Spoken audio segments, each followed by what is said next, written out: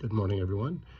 I wanted just to take a quick minute here to shoot a little video about my observations on grief in light of the election that we have just been through here in America.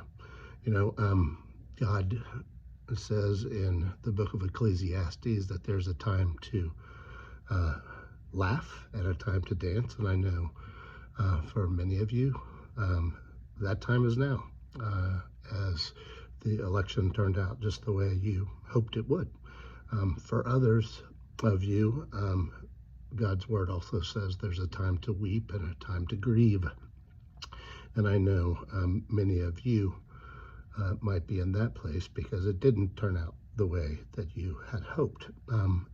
I've seen a collision of sort of these two people, the laughers and the dancers, and the weepers and the grievers over the last 24, 36 hours or so. I hope to give a little bit of perspective because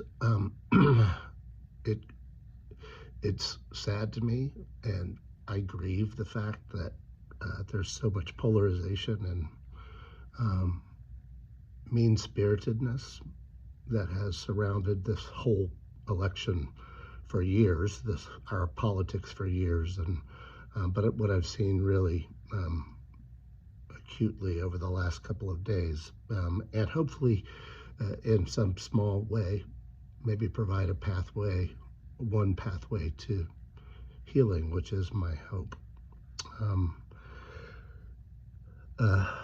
All the emotions that I've been seeing and experiencing for those who are in the weeper-griever camp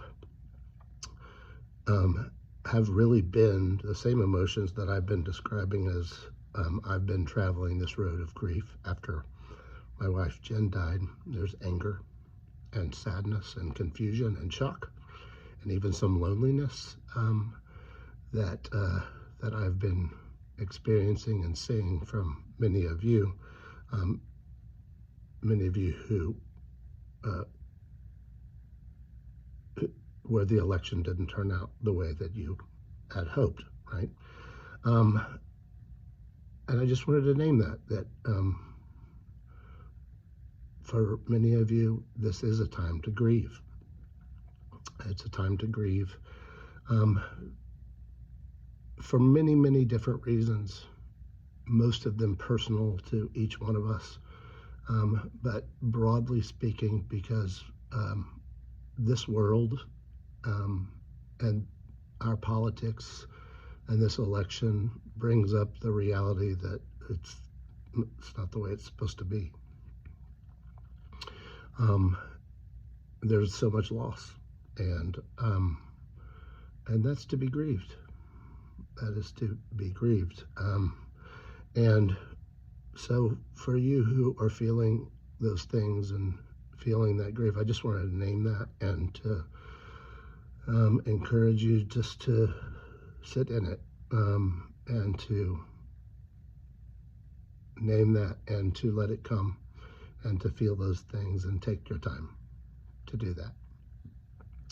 I say this also to those who are in the other camp, where these days are a time of much rejoicing, because I think, again, broadly, you're hoping that it will, this election will help our country and the world become more the way you think it's supposed to be. And so that's understandable. And yet I hope to give you the perspective that that those on the other side are grieving. And just ask you all to consider how you would treat someone who's actually grieving.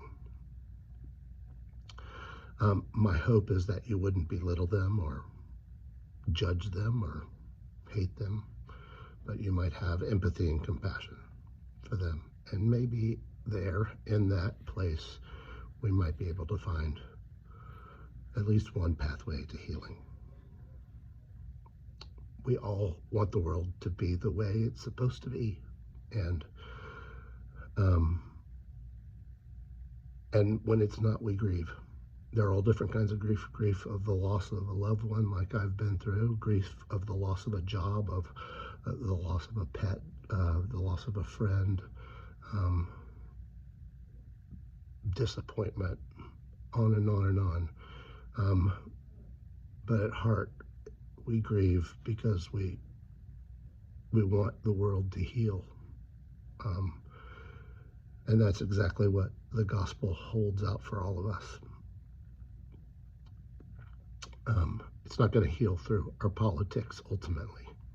It's going to heal through the love of God to bring us to the unity that he wants for all of us. So anyway, I thought I'd just pass along that observation. Hopefully it helps.